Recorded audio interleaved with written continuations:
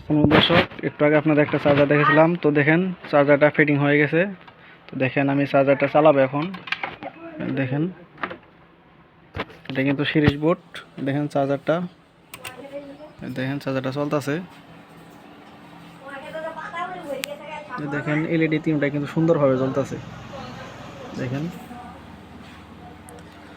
2 দিনের কারণে ভোল্টেজের কারণে অনেক চার্জার পড়ে গেছে, যার কারণে আমাদের অনেক চার্জার ফিটিং করতে হয়েছে। দেখেন চার্জার এখানে শুধু চ্যানেল রাখছি, এগুলো সবই এখন আমরা ফিটিং করবো। দেখেন অসাধারণভাবে চলতেছে চার্জারটা। দেখেন একে দিয়ে দেখি, দেখেন ফ্যান কিন্তু অসাধারণ গতিতে ঘুরতেছে। দেখেন সার্কিট, দেখেন আমরা এগুলো লুপ বার করে দিই, আর আমরা 10 নম্বর লাইটের মাধ্যমে ডিসি তার বার করে দিই।